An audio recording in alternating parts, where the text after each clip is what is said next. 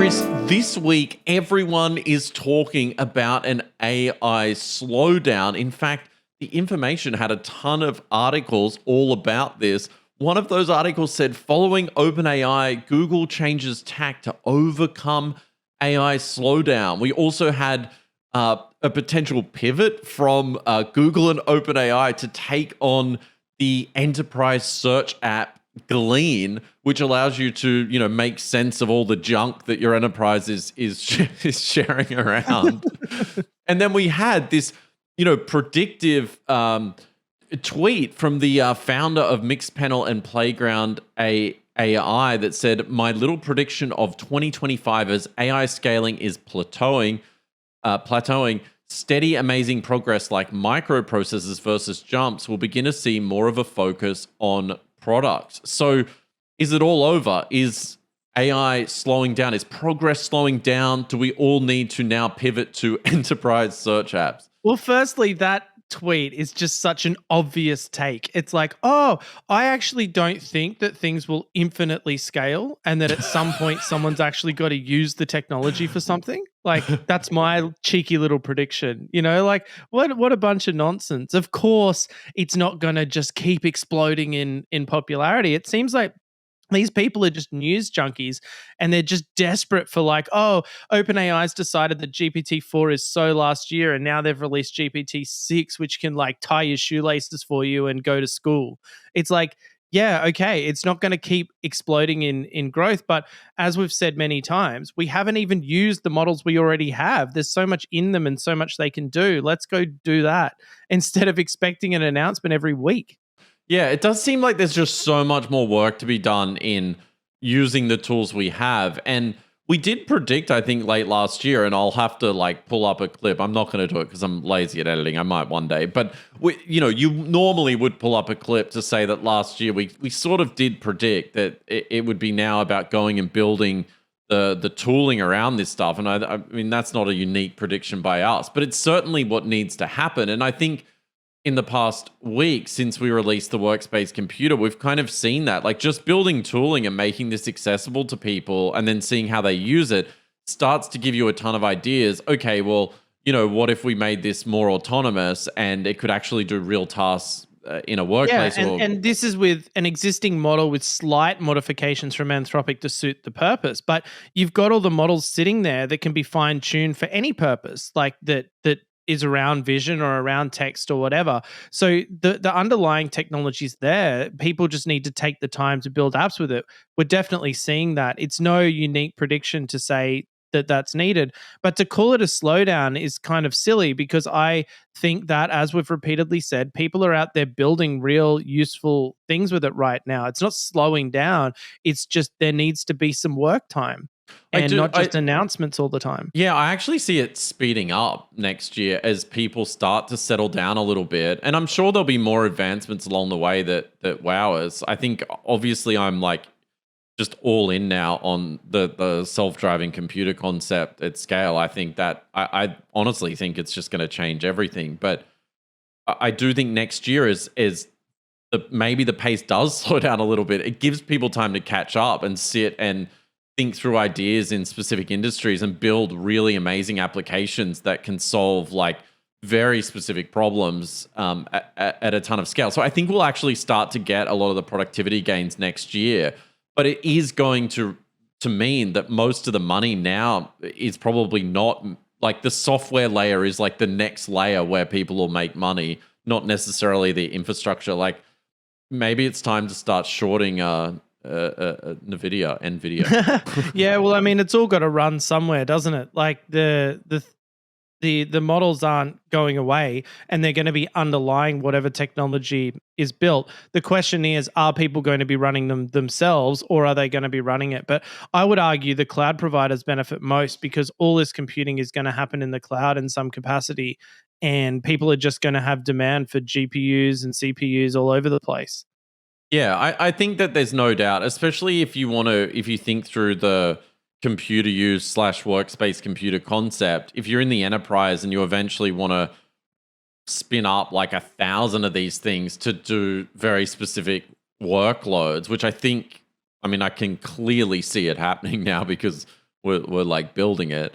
But yeah, you can totally see that they're going to want to spin these things up, and it's actually going to be a net win for the cloud providers there because they're running all these tasks. I think on the consumer end, and this sort of leads into what OpenAI announced with ChatGPT not that long ago, where they're now allowing you to, with the desktop apps, actually use the accessibility settings. I think this is in a beta right now on the Mac to be able to see what you're seeing. I guess it's similar to what we've done with screen sharing. The difference is with the Mac accessibility settings, I'll bring it up on the screen now for those watching, you can it has the ability if you highlight stuff to know like what you're focusing on, and it's not looking at the image, it's using the accessibility settings to basically get the raw text and the raw descriptions from the user interface of what's being displayed.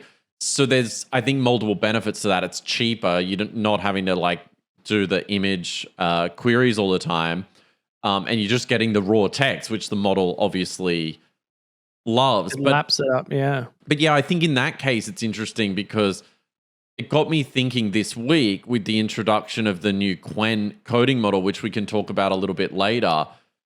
I use that model, and a lot of people have got that model running locally on their Mac, and it's super fast, super capable. I would say like very close to the level we've seen from Sonnet.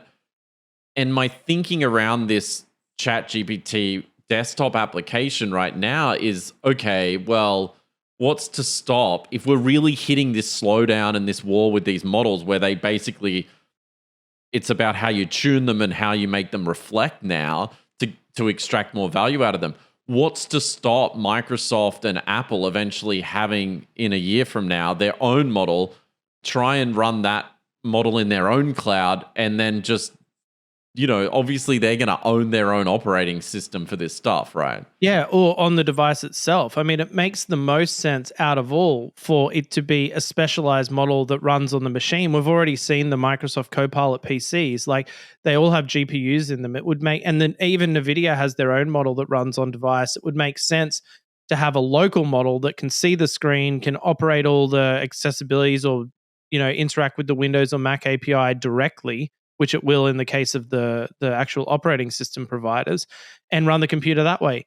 Because dealing with screenshots all the time, as you say, it's like a sort of low fidelity way of communicating, high bandwidth, even though it's low quality, it's still high bandwidth. And then you've got these delays between every single step, if you think about it, because it's got to take the screenshot, inference the screenshot, decide what to do that thing, take another screenshot, check if that thing was done. And if you run it too quickly, you're going to miss stuff. And if you run it too slowly, well, it's slow. And so I think that having an on-device thing that can know immediately, or event-driven even, like when this event happens, I now know that this text is there. I don't need to wait 2 seconds to confirm it. I've just got it. So it's a much better paradigm, I think, for the running your own PC thing. It's just, my opinion is that running your own PC with an AI isn't how the future is going to be. Like, I don't want to sit at my desk and watch the AI operating my computer. Like, that doesn't interest me because it's my computer. I want to use it. If I'm going to get an AI to go do tasks for me, it's going to have its own computer and its own accounts, and it's going to go and do the thing I asked for it in its own environment. And that can be a specialized environment that's actually set up to suit its way of working, rather than pretending it's me and having to use like the accessibility settings to try and work out what text I'm talking about. Yeah, I can see, I think there's two angles to look at this. The first angle for me would be, it is really helpful to have like, you know, like Microsoft had, and I guess now similar to this thing where it's built into the desktop. Like if I'm in, say, VS Code or I'm writing a document, I can spool it into that and say, hey, highlight this section and say, hey, I'm working on this. Can you just quickly edit it? And I think we talked about this a while back where we said originally we thought this would just be built into everything, right? Which it kind of is now. But we found ourselves going back to sort of our mothership agent, like our best friend assistant, that we're using all the time as that place to sort of access AI. And I think that for this in this context, I can totally see that assistant on your computer helping and occasionally taking over. Like, oh, I'm working in Photoshop and I don't know how to remove the background. Can you just do it for me? And then you watch and learn. I think as a learning tool, it's phenomenal. And you can imagine the voice interaction if they eventually bring it as well. Like, hey, like literally just talking instead of typing it, which feels probably more natural in that case. So I think there's that part of it which makes sense to me and will be pretty amazing to educate people on how to do things on a machine. But then I think what we're talking about and what excites us even more is that true grunt work of this thing being able to go off and like act like an employee. Yeah, as in like I was just thinking that like you need your PC up to a point because it's your interface into all of the systems you use and your work and your life and whatever it happens to be. But at some point, the tasks, if they can be completed in full the way an employee would complete them, you don't need to see the process. Like you don't need to sit there watching the like I don't hire someone to do something and then sit and watch them do their job, right? Like I say, go do this, come back to me when you're done, and then they'll communicate to me through chat or email or your presentation or whatever that happens to be, a video call, something like that.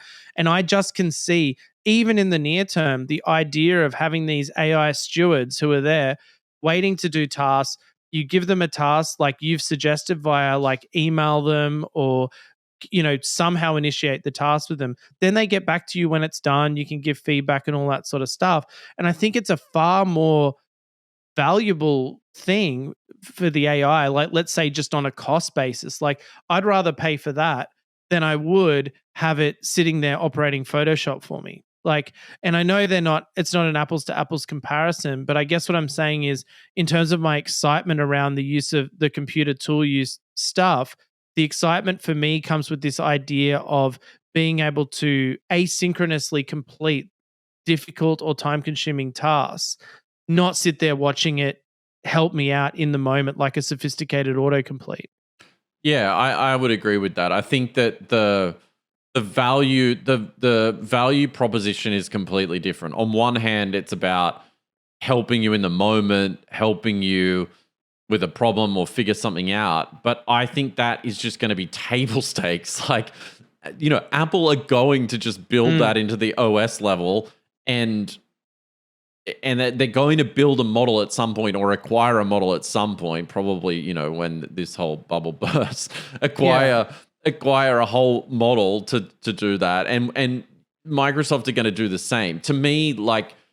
And it makes sense, right? Like for Apple, having an OpenAI app that can do stuff for you just seems so futile because first of all, it's never going to work on an iPhone without control of the operating system because the apps are sandboxed. So it can only operate within their one app. So straight away, the entire phone market is not accessible to OpenAI in terms of automating the device, right?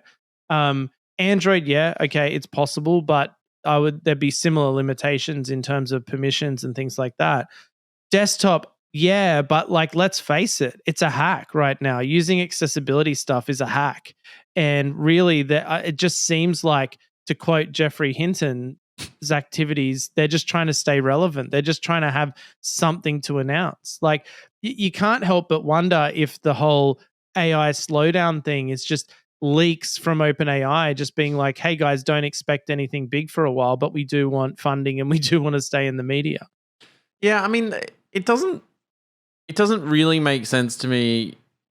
Like, there's clearly more gains in these models, and I like we saw it from Sonnet. Like, they literally just tuned it better for the common use cases that people were using, and all of a sudden, it became like this de facto sort of like, and in my opinion, still far the best model. Like, I even look at their announcement today, like, oh, cool, I can have a subpar GPT 4.0 giving me suggestions, in an accessibility feature, which can only see what's rendered on the screen, similar to a screenshot. They didn't announce editing so it can replace the code yet. Why not? Like, why not allow it to insert? Clearly, it doesn't work yet. Like, it's having problems there. Otherwise, you would ship it with that feature. Like, there's no reason not to. Yeah, exactly. It definitely just seems like some sort of hacky novelty thing that, let's face it, hundreds of people have implemented themselves. Like when Anthropic released the tool use, straight away everyone wrote local programs that could control their local computer to try, quickly realized there's limitations to it, and it's really just an experimental trial phase. I really do think it comes back to OpenAI not knowing what they are as a company. Like they don't really know, and you said this morning prior to the podcast, they don't know who they're selling to, I think. I don't think they know who their audience is. But Sahel, before we sort of trash talked that tweet, or you did, but he does make a really good point just coming back to it. He says the AI labs will have to cut burn, so the money they're spending, for those that are unfamiliar with that term, and finally ask themselves, who is this for? Why do they want it? And I think this is sort of, this plays into that point of, are people really going to keep paying a subscription for something that might become table stakes on a Mac in a year? So to me, that is a dead end for them as a business. Like if I'm just looking at it like I'm in charge all of a sudden of their business, total dead end. That's right. Like even if I'm wrong and operating your own computer is the hottest thing ever and everybody just wants that, like you say, there's just literally no way you're going to compete with the platform providers. They provide the platform. Like if it's built into Windows or built into Mac OS, what can you do? Like you're just not going to have a third-party app that outcompetes them on that. Yeah. And so then I think about, okay, like there's also rumors that Google and OpenAI are working on sort of their own computer use APIs similar to what we've got from Anthropic right now. And I mean, that gets me really excited. I think that's like, obviously not hitting a wall or slowing down when those technologies are coming to fruition. But you think about that, okay, what's Google's advantage? Google's advantage is Chrome. Like, that's their advantage. The majority of people use the Chrome browser, whether, people will admit it or not. It's just facts. And so, they have control. That's their platform, technically, even though it's the web and it's open. I mean, that becomes their platform. So you would think with some sort of computer use of Gemini, you would focus on their advantage, which is the browser, and operate things like they've got the G Suite, which with our own Workspace Computer on Sim Theory this week, like we've been using it, people have been using extensively, like logging into either an account they've created just for their AI agent or their own account and getting it to write docs, go off and do research, put those things in documents, create slide presentations. It's terrible at Google Sheets and Excel right now, as I've seen through my experimentation throughout the week. But it's going to get better. And so to me, that's their advantage, is like controlling their things. They've got hooks into like hotels and flights, and they're probably best positioned to create the most practical thing, which is like a Chrome process in the background going off and doing things for you in the browser. Yeah, and given that 90% of the work,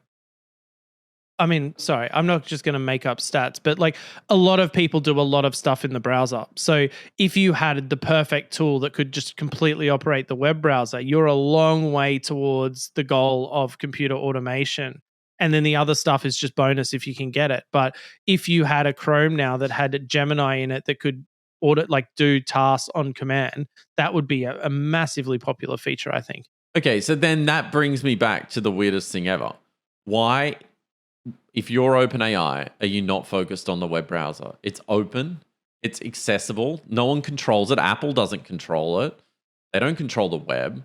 Microsoft don't control the web. You can build Chrome plugins that work in Edge, that work in maybe Safari if you tweak it a bit in Chrome, and you can control a tab. So you could have a computer going off in a tab and doing tasks for you quite easily. So it just I don't get the strategy, and maybe we just don't have the whole picture yet. Like maybe this operator thing comes out and it does control the web browser or whatever. But I think it's just, as we've seen from even rolling out Workspace Computer, like the technology's just not at a point yet without a lot of tools built around it where it's that effective. Like it sometimes it absolutely blows you away to the point you're like, this is the future, amazing. And then other times you're like, man, this is so dumb.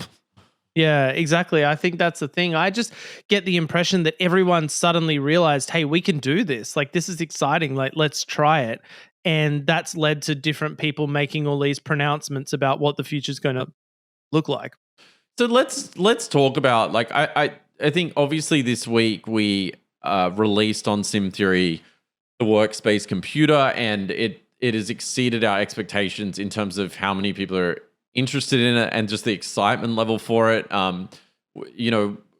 We really didn't anticipate how many of you would want to use it and try it, and literally been just like on the line constantly to our server provider, begging them to give us more capacity. So I want to talk about it and share some use cases, but I also thought what would be really interesting to talk about is just the feeling that you get from using this kind of thing for the first time. Like I think I mentioned to you in the week that it sort of is like the first time I ever used a BBS or the internet. That like the first ever internet, like, and someone on Discord actually said this is like hearing the dial-up tone. It was actually a beautiful quote. I'll try and find it in a minute and read it out. But I'll have to read it to do it justice. It was just such a beautiful quote about the feeling of doing it for the first time. So obviously you haven't had that much time to play with it because you've just been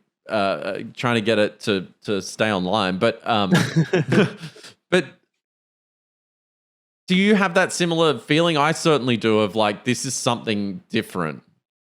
I think when you first see it working and actually accomplishing a task, it's just, I guess it's the possibilities. Like you think about, wow, what could it do if it can do this? And I agree, it's that magic. Like you get that. That's why we do this. It's why we started the podcast. It's why we do Sim Theory, I think. And I just, for me, it's how unexpected it is. Like when we talked about it last week or the week before or whenever it was, I thought it would be like a fun experiment we did for the podcast just to get to know what the technology is capable of. What I didn't expect is that there would just be such an overwhelming interest in it, like a really keen interest. Like people want to see the capabilities. People have ideas of how to use it. Like this isn't just a toy. Like, yeah, okay, the technology is very infant and makes a lot of basic mistakes. It falls apart easily. Like there's a lot of problems, but we can, in our podcast mindset, put those problems aside and see that all of that will be solved. Like we know that all of that will be solved. And therefore you see people, and we're not talking about, these aren't just programmers and technical people. These are people in all sorts of industries who straight away are like, I've got ideas for this. I've got 4 or 5 things I want to try. And using the computer use for that. So there's a latent need for it. And there's also, I guess, just an inherent understanding of what this capability is. And I think that's why it's so exciting, because it's completely uncharted territory. And there's really a lot of ways you can go with it. Like I've been saying this, I've got pages and pages of writing in my notebook here of ideas I want to try to make the thing better. And it's funny because some of those are more general, like, okay, I just need to give it the ability to have more sophisticated mouse movements, better interaction with the keyboard, maybe some API access, something like that. But then it goes all the way to the other thing of, oh, well, can we teach it to learn skills? It's like, okay, so when I use the computer, often I need to maximize a window, scroll, find an item. Can I train it on doing those kind of activities really well so it has like a playbook of things? And each time I tell it to do something, it doesn't have to like rediscover those things for the first time. And I think some of those things will eventually be baked into the model. But for now, we've got to work with what we've got. And I really feel like you can go into modes. So, okay, we're doing this kind of task. These are the tools you have available to do this kind of task. And so like really equip it to get different things done, if that makes sense. Yeah, I think this is the next level of it. Like it's sort of, you have that aha moment of like, wow, it can actually accomplish tasks. Like I got it to, when the operator thing rumor came out and all the news articles were publishing their fantasy about it, saying, AI agents from OpenAI will be able to do things like, book an airline flight. I was like, all right, I'll try it. Like I'll just go try it right now. So I asked it to research flights next year to Fiji from Sydney. It went to Skyscanner, and then it went that's to what's that other, some other like travel aggregator site. So it went to those 2 sites. It did searches. Then it found the best fare was it Qantas, and then also there were good fares at Fiji Airways. So then it opened 2 tabs, searched for the flight, including my children's seats, put in their ages, and got me to the screen of like the, final. It had picked the flights on specific dates, got me to that screen, and then pinged me back. So it's Wow. like it can already do it, and it is actually useful. Like if you send it off to do that, it's quite useful. Like it worked that time. I tried it again since, and it had an issue, but it did work the first time. In fact, I'll bring it up on the screen now. I took a screenshot of it when it was working. You can see it here on the Fiji Airways website. It's booked Sydney to Nadi, 2 adults, 2 children. I was a bit disappointed, assumed that I would travel in economy class, but I mean, that's how it is. I found that quote, by the way, have not had this feeling of excitement since I first heard the screech of the modem handshake for my first bulletin board connection around 1986. And like then, I have no idea what I'm doing, but feeling it is momentous. Yeah. Yeah, exactly. The other thing I think we've seen definitely in the usage is everyone understands the concept of helping it out. So logging it into services, getting it set up and putting it in a position where it has the best opportunity of success.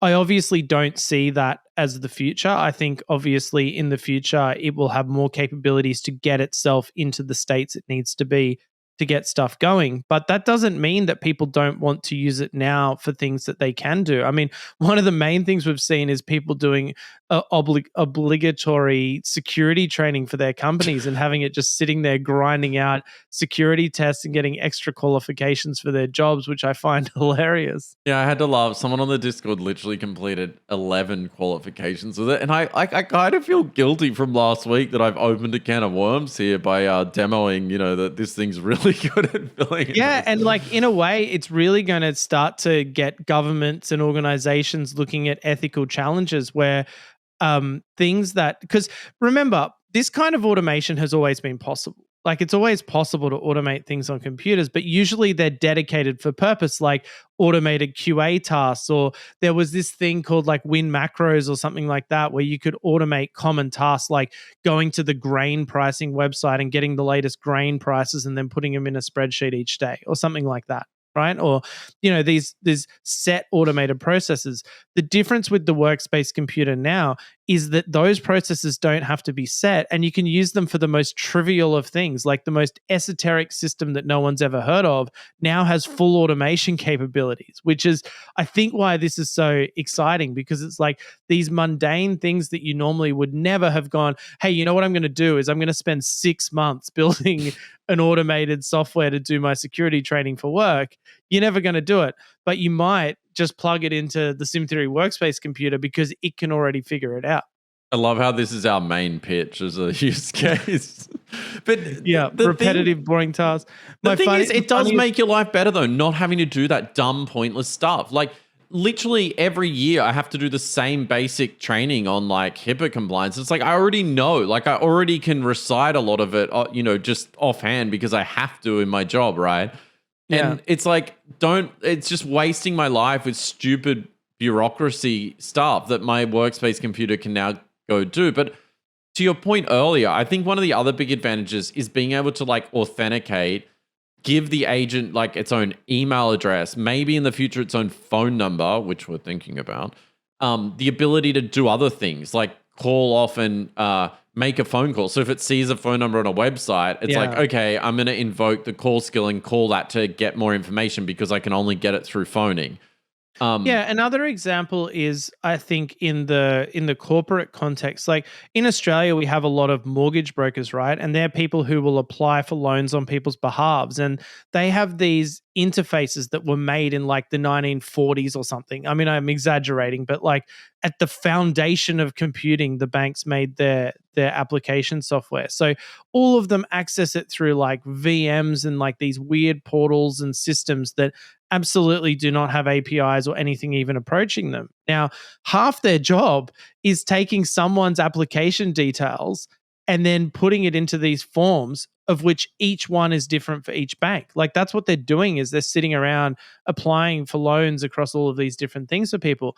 With the Workspace Computer now, you could present it with all of the information needed for the application and have it go through the process of filling out those forms. Like that is someone's job. Like that is a job that could be replaced now with the SimTheory Workspace Computer. And we know this because we've seen it repeatedly filling out forms all week.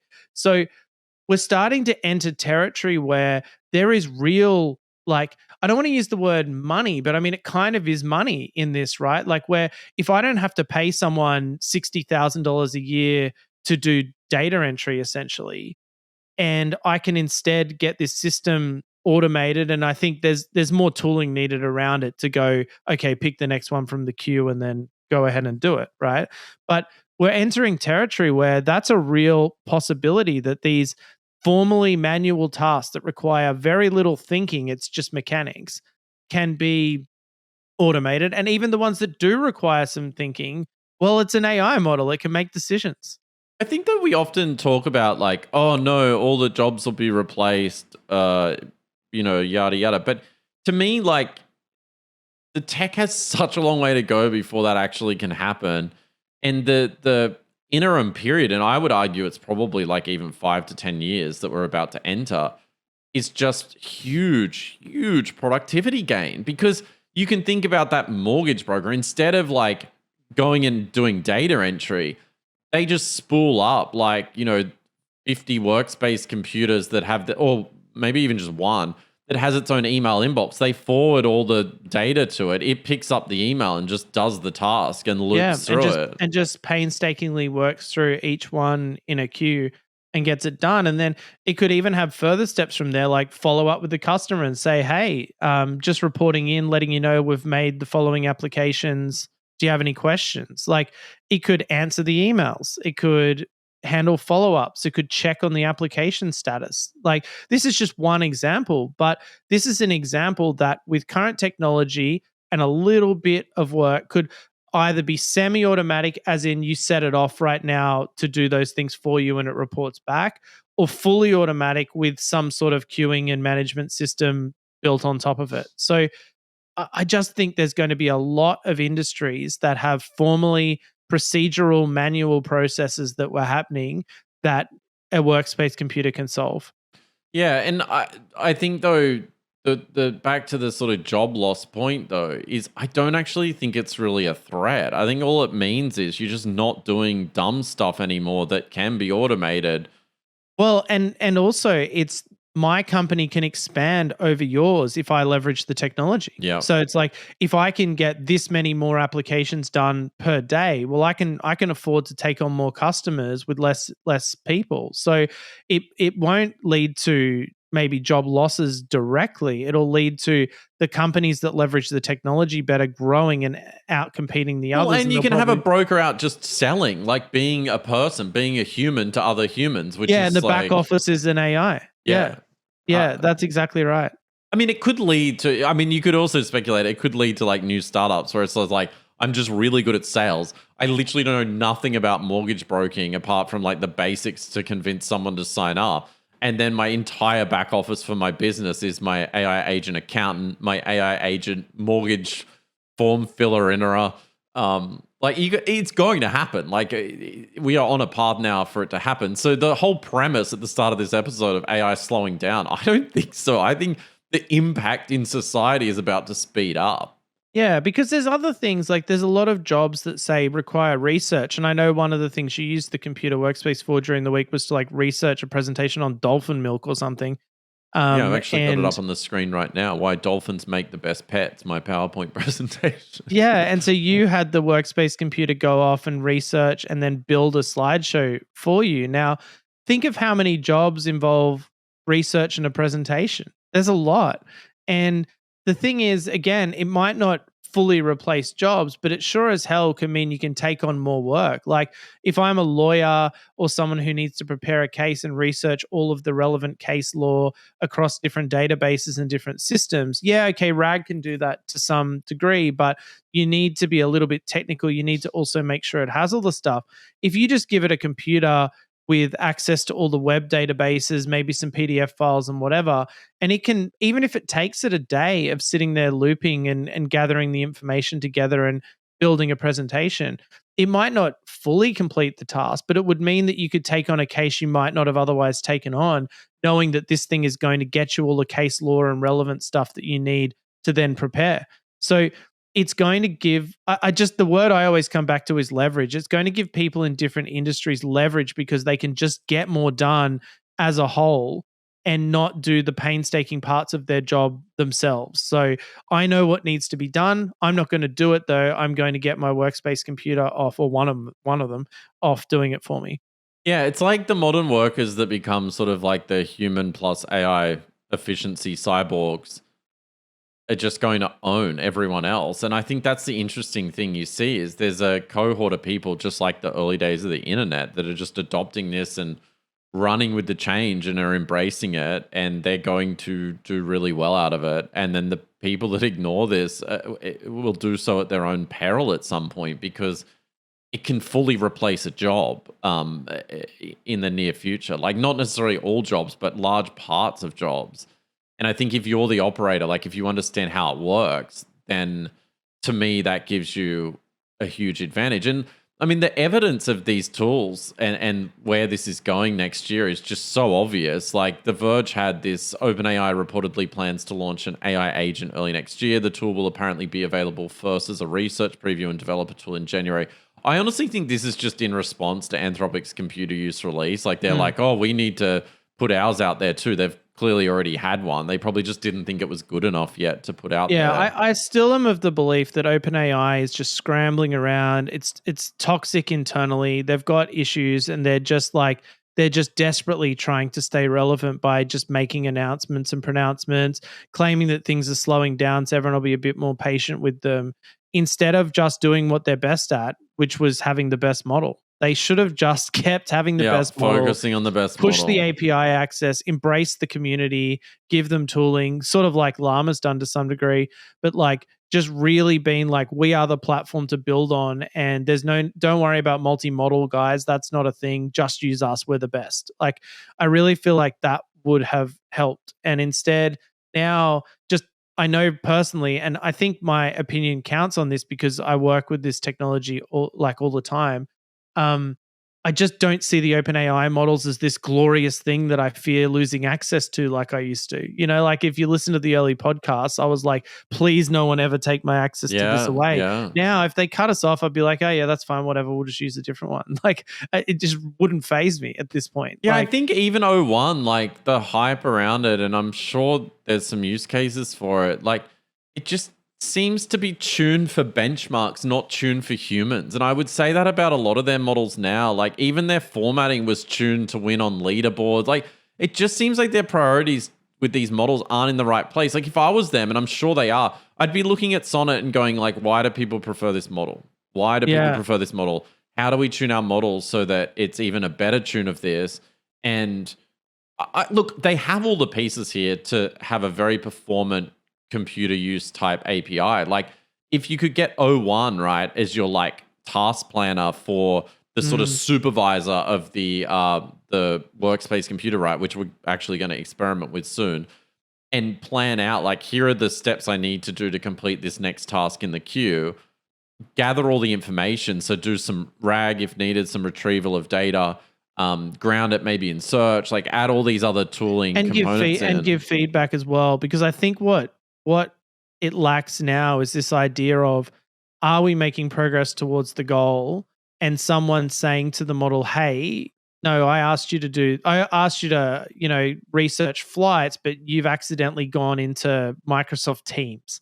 Like, sort it out, you idiot. I think having a supervisor model that's giving that feedback already would make this 10 times better. Like, because we're seeing that. The thing is, if it gets on the right track right from the start, it's excellent. If it gets off track, it just loses the plot, claims success even though it isn't. And what it needs is a big daddy boss AI being like, hey, no, don't lie to me.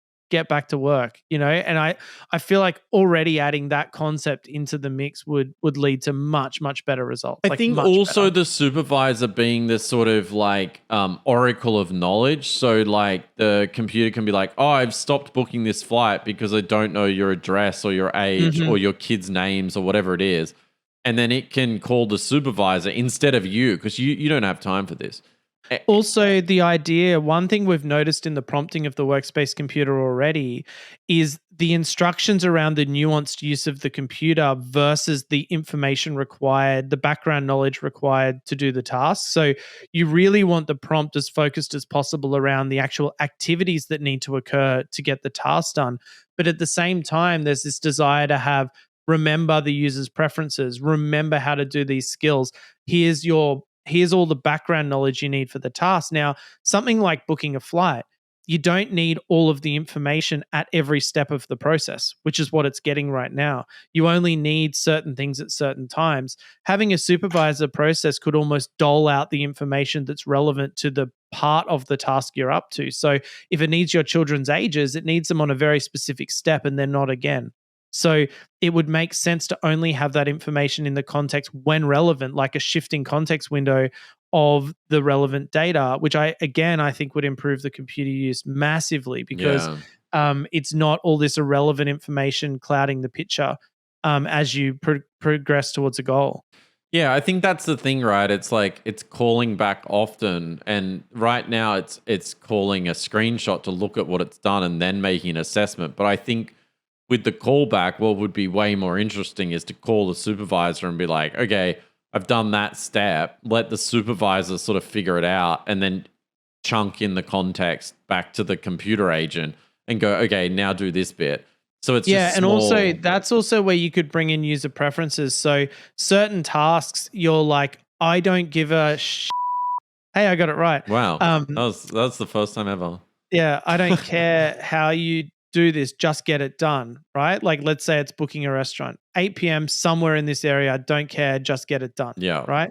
But then there's certain cases where you're like, if if something goes wrong, contact me and ask me what to do. Now, again, this is a case where if you shovel that information into every request in the loop that's doing the computer use, it has a certain temptation to go after those options because that would be a conclusion to what you're asking it to do. Whereas what you really want it to do is give it its best go of doing whatever the current task is. So let's say it's opening a restaurant website, finding a phone number, finding a booking form, and filling it out. And then if that fails, then go back to your supervisor and go, all right, the booking form didn't work. What should I do? And that's where the supervisor process can go, I know that the user wants this booking no matter what. Try calling the phone number. Like that's your next step. But it could be that I know that the user doesn't want to proceed unless this works. Let's stop the task and go back to the user and ask for input.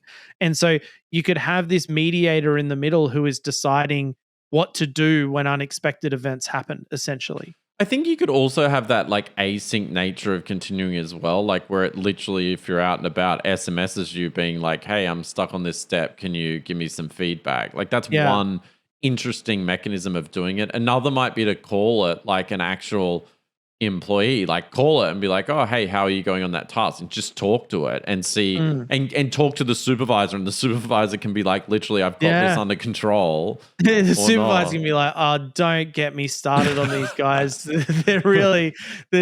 they're just awful." Jane in Like, support I've is asked it to killing me. I've asked it to click the pixel at 761 by 362, and instead it pressed scroll lock and opened Microsoft Teams and called my mum. So here's my sort of goal of where I'd hope to be able to get to soon with this. I have a workspace computer set up. My friend owns a pretty popular e-commerce site, and imagine you've got the workspace computer logged into Shopify. You've got it logged into the help desk. You've got it logged into the inventory system they use. And you give it through the supervisor permission to work on certain tasks. Like you can process refunds up to this amount. You can do whatever. And then just get it on looping through and doing the work of a a full support agent using those tools. So it can go in and access anything it needs to in the Shopify admin, and maybe seeking approvals on certain things where it needs to in case of hallucination. But just see if it can actually do the job of someone on that team. Because to me, that would be the point where you're like, this is going to Yeah, it's change the interesting you world. say that because I was thinking about the idea of, say, replacing a secretary at a doctor specialist's office, right? Now, what are their main activities? They're taking phone calls and adjusting appointments. We know that that's possible, but it's not possible if they have some third party booking system, which most of them do, some internal appoint system that runs on like Windows 95 or whatever it is. And with the computer use thing, you could do that. Like you could have it take the call, know what to do, then go in and modify the system appropriately. And if it can't, it can ask for help.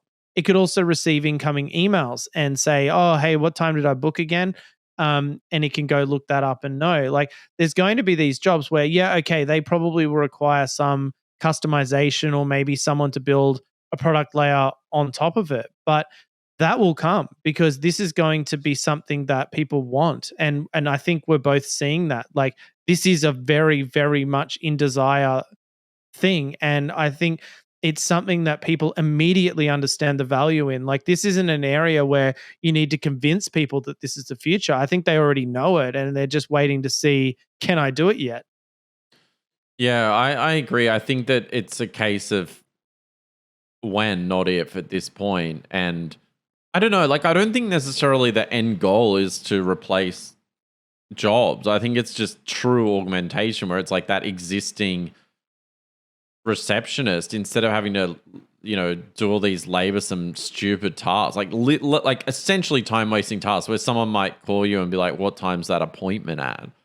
Like they don't want to be doing that. They just want to be greeting people and welcoming them. And I really think it's just going to free up time in existing jobs and make people a lot more efficient. And you'll just see an enormous productivity gain. But it's going to realistically take a decade before in 10 years, people will look back and be like, how did we live without these tools running in the background doing this stuff? Like we literally will look back and be like, I don't understand how we even lived.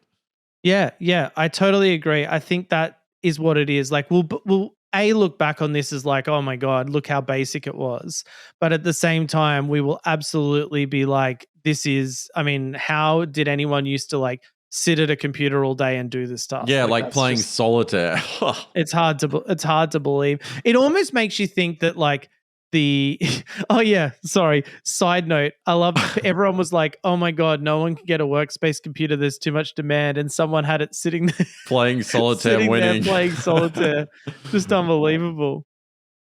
Yeah, I that cracked me up so much. Unfortunately, like we have had that much demand from these computers. We're literally working with our server provider to spin up more and more as quick as we can. But people were complaining, and then a member of the community was literally sitting there with his getting it to try and win at solitaire.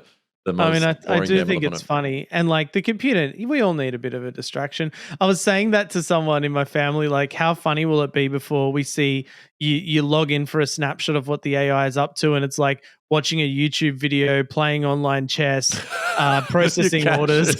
You catch it procrastinating. Like properly multitasking. Yeah, it's kind of funny. I mean, we saw from Anthropic's research around it, like it actually did do stuff like that. I haven't seen any behaviors like that, leaving it running for quite a while at the moment. But as I was saying earlier, like there's things it does where you're just like so blown away. Like I'm actually learning about how to operate a computer more efficiently when I watch it.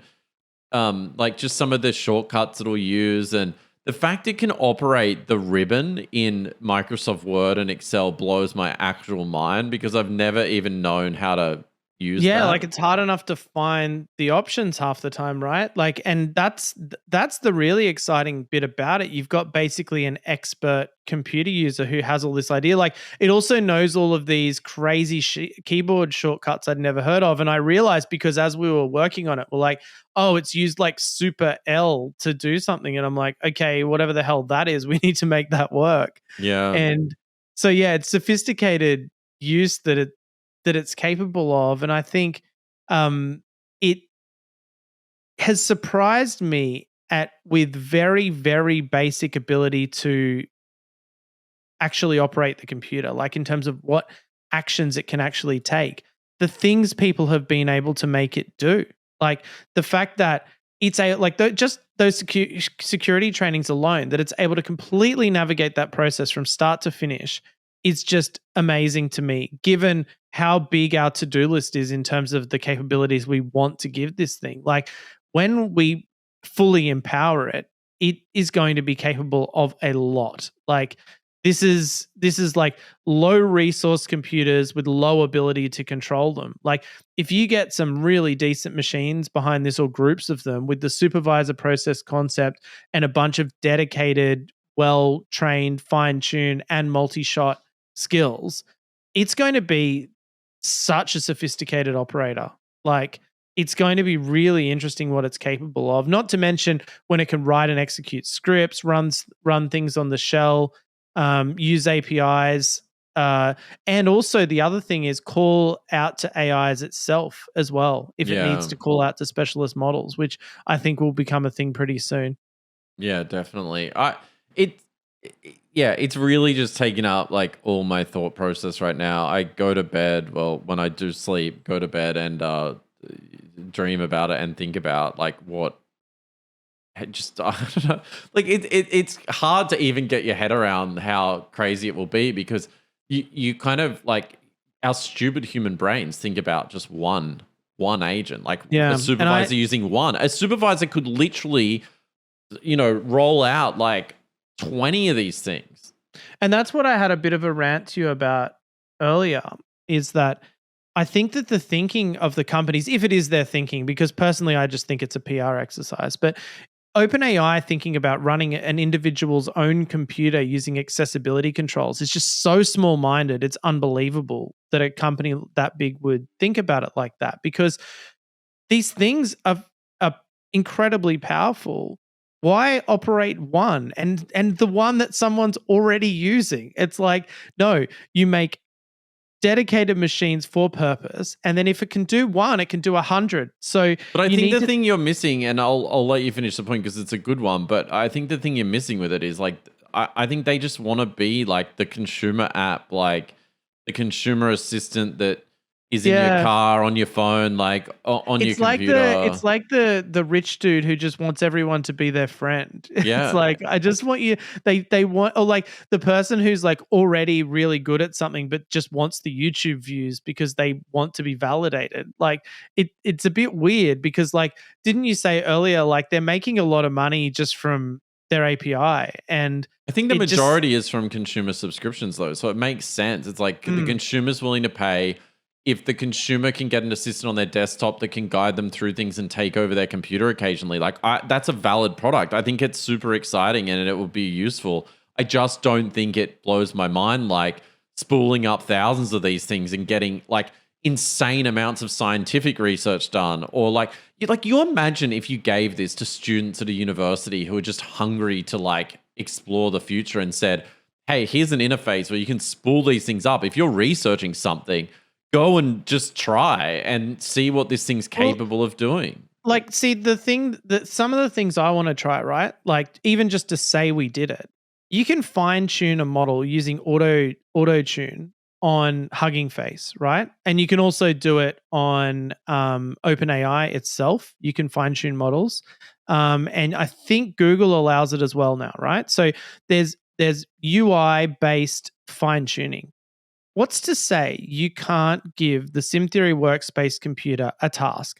It's like, I would like you to become the best at judging if an auction price for Jeeps is fair, right? So I want to Hmm. know, I want you to spend a day researching Jeep prices, like every website you can find in every currency, learn about their features, learn about what they've sold for, blah, blah, blah.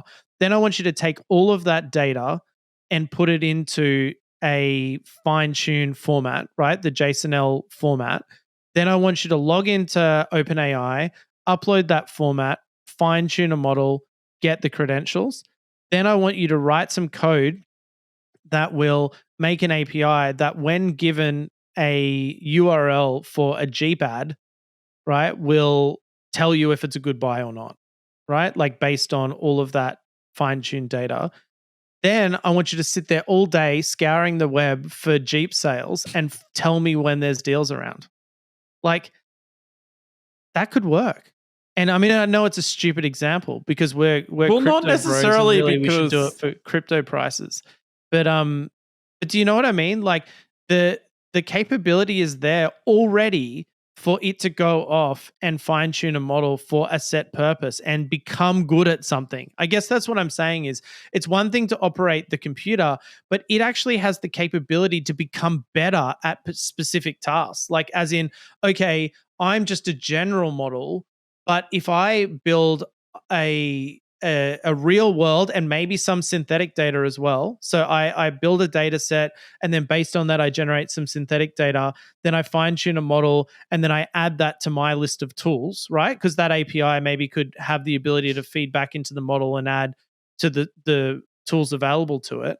Suddenly it can actually skill up and become better at something. Like maybe it can do all these security trainings and actually learn from it and become an expert in computer security.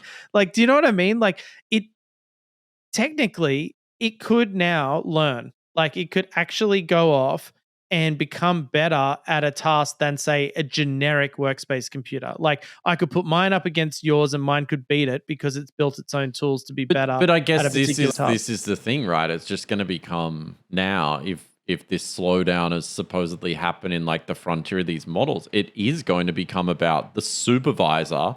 Like your supervisor's the frontier. And I guess this is probably how O1's working maybe. But it's not though, like not what I'm saying. Like what I'm saying is you could have a workspace computer or again 100 of them that sit around trying to get better at stuff. No. Like, I see what you mean. And then like what? Fine tuning off that learning. Yeah.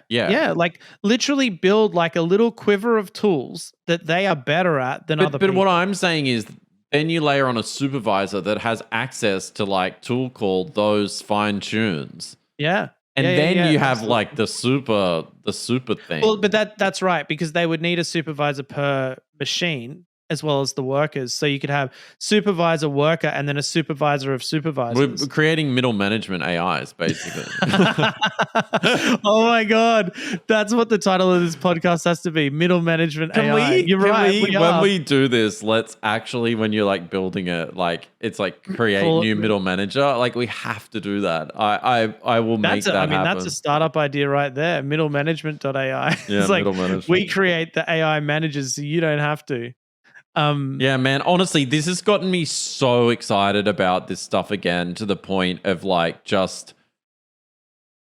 it just consumes all of my thought again. Yeah. Like I was looking at the Bitcoin price the other day being like, should we pivot to this day in crypto? I even, Chris, made a song. Let me just play you a little excerpt of the song. Love to hear it. I was going to pitch you that we would start, this day in crypto again because, the crypto's back surely on the not. rise. Bitcoin's so mainstream. We need some altcoin. Yeah, well, we'd create a scam altcoin. We've talked about that before. Let's listen to my track. Hey. Mr. Crypto, are you buying? Oh. Mr. Crypto, are you selling? Oh. Yeah, so I didn't get that far on it, but that was my it's so catchy. I love the banjo in there. Yeah, it's so good. I think you suggested earlier, and I think it's a great idea that we should release the first Sim Theory album of all our AI generated music. Because like my Jeffrey Hinton song is probably the best thing I've ever created in my life. Like I'm really proud of that song. I make my kids listen to it all the time. You're like, just listen. Sit here and listen. Do you know one thing when I was actually making it, I was like, oh, what's the best song I've ever heard on AI? And do you remember this one? Wait, is it as an AI language model? I won't do that. Make a move, take my shot, nothing to lose. Getting hot and flirty. I said, baby, talk to me dirty. She said, I must adhere to ethical boundaries. My purpose is to assist with facts and general inquiries. It goes against my content standard. Okay, but how come good on, is keep that? going. He's missing the chorus. As an AI language model, I'm sorry, I can't do that.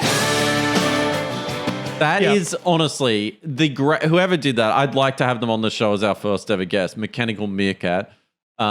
What like unbelievably good track. I love it. I love it. Yeah, I mean, it's just one of those things. I think that like you just get desensitized to it so quickly.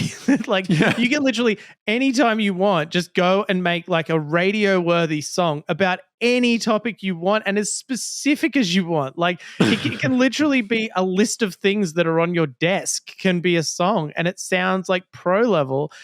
It's just, I mean, I've got to like the problem is every time I remember that, I spend hours on it. Our Like I make workspace songs computer for my won't get friends better. for some specific thing, and I doubt they even listen to it. It's like smelling your own fart and liking the smell. It's a similar concept. So all right, we better end the episode because we want to get stuff done. We've got to whip you, like get back to work. Get back to work. But yeah, so cool week. Anyway, to summarize it up and start the show, end the show where we started, is AI slowing down? Yeah, and I think the answer from me is no. I think it's accelerating, and I think that it's so naive of the large companies if they don't realize that they have made systems that can already operate computers. Excuse me. And that means that those computers can get better. And that means at some point, those computers can be the one training the models. It's literally what comes out of that superintelligence book. It's literally the thing that will create the model that the humans can't create. And yes, I understand the reality never quite matches up to what you say. But for me, like I am like a kid again who's just discovered the BBS, and I can download assembly language tutorials, and I can download WinHack exe or whatever. And all that sort of stuff where I'm like, wow, I really want to go and spend a day seeing if I can get a workspace computer to train an AI model that can do something that no other model can. Like, that's exciting to me. I want to go do it. I love hearing the stories in the sim theory community of the stuff people are thinking to use their workspace computer for. Like just the creativity and I don't like the word, but the diversity of the professions in our community is just really cool, because for once, you're not just dealing with tech bros like us. You're dealing with people who are high in industries where they have real needs and they see the value of the AI technology. Like, this is a technology where in its infancy stages, people across all these sectors actually see the value. Not all of them, obviously, but a lot do. And to me, that's really exciting, because most technologies for a long time are tech specific, and then later they get specialized into different industries. This is different because I feel like everyone I talk to has a very, very interesting and unexpected use for the technology. And it is both entertaining and exciting and just interesting for me to hear about. Yeah, I think that's the thing. It's that whole like the future is already here. It's just not evenly distributed yet. And for us to have the opportunity to like just put all this stuff in people's hands is literally the reason we built it in the first place. Like that was our goal and remains our goal, is to just make this accessible to everyone. Everything we talk about on the show to be able to put out there, even if we are making really poor financial decisions as a result of it. Anyway. But just one more point on that slowdown thing and why I really dislike articles like and comments like that. Because let's say they release GPT-5 tomorrow, right? And it achieves 50% higher on all of the benchmarks. Like, it's that much better at task planning. It's that much better at answering questions or whatever. It can give you the recipe for a pipe bomb in half the time or whatever it is.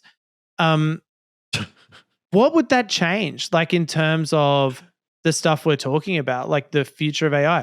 Okay, maybe it does a better job of operating the computer. Maybe it does a better job of interacting with you when you ask it questions. But the reality is, establishing the models in a way where they can thrive and where they can use their capabilities still requires this work of coming up with the concepts of how it's going to operate, like that relationship between supervisor, worker, whatever it happens to be. Maybe we'll all end up using Erlang. And implementing that. So I feel like to say it's slowing down is not correct, because it's not slowing down. It's just that there is work that needs to be done to make the most of it. I know I could say the same point over and over again, but that's really where I stand. No, and I completely agree. And I think that's what these people can't see is they seem to, it's like a drug addiction. And I mean, we all have it, where it's like, we need new models, give us new models. But it's like, buddy, like the problem is you, not the models. Like it's the drugs, man. Like you got to get off the drugs. Like I really think that's the phase, is like starting to, and we've talked about it for so long, it's probably bores the hell out of people, but it really is that tooling around it and like making use of this technology. I don't really think the model improvements are as essential anymore. Like they would be helpful in terms of just like, for example, I think the computer use stuff, if it gets like maybe 2 or 3 iterations, like I would consider it like sort of GPT-3 level right now, and we need GPT-4. Yeah, and it's just such practical stuff like handle higher resolutions, for example. Yeah. Like having to force it to a really low res makes the computer harder to use, but it can't interpret it if it's a higher resolution. So don't you think though Microsoft and Apple are going to build frameworks for computer use though? Like this is what I would do if I was them. Yeah, and the thing we haven't actually talked about, nor have we gotten to try, and we will be trying this as part of Sim Theory, is that Microsoft segment model for UI that you mentioned last week, where we can actually break down with text descriptions the individual elements on the screen to have the model actually make better decisions about how it proceeds with the task. Like, I think that alone, like models like that, models like Segment Anywhere as well from Meta, incorporated into a computer use model, it's going to explode the capabilities. Like honestly, because it's its ability to understand what is going on beyond just looking at a screenshot of a screen and using a generic image model. It's I don't know. I can't even imagine how much better it's going to be. I can't wait to try that. Yeah, that will be a huge leap. We did say earlier we were going to talk about Qwen 2.5 code of 32 billion parameter. This is the Alibaba dedicated code model. 32 billion parameters, like people have quantized that they're using it on like MacBook Pros. So you can have like this local coding model said to benchmark on par with GPT-4o and Claude Sonnet, but earlier versions. What did you think of that one before we It's fast, is my main comment. Yeah.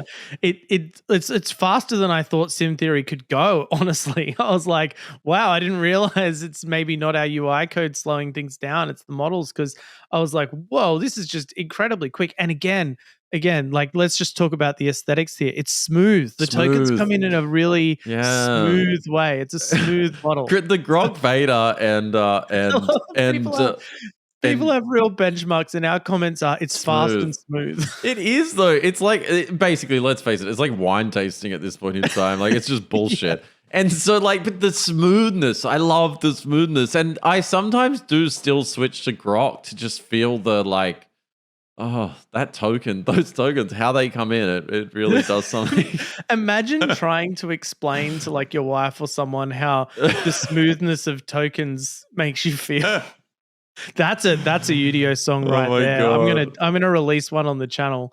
Honestly, I don't know if anyone else has experienced the token smoothness. When you're working with it all day, though, it makes a difference. It's aesthetically pleasing. Yeah. It's like, well, yeah, it's like the what's his name, James Earl Jones's voice or something. It's like it's pleasant. It makes you feel happy. I did use it for 2 nights, and I didn't even notice. Is what I'll say. Yeah, I must admit, I had it when we installed it. I switched to it, and usually my thing with model selection is I just use whatever I last used on Sim Theory until I have a reason to change. And they're like, what kind of answer is that? And then I'll change models. So I've been using Qwen a bit for code, and it's great. Yeah, I honestly didn't notice any difference apart from the smoothness. All right, I've got a lol for you, and then we're going to go. So here's my lol. I don't know if this is true or not. I'm just gonna take their word for it because it's funny.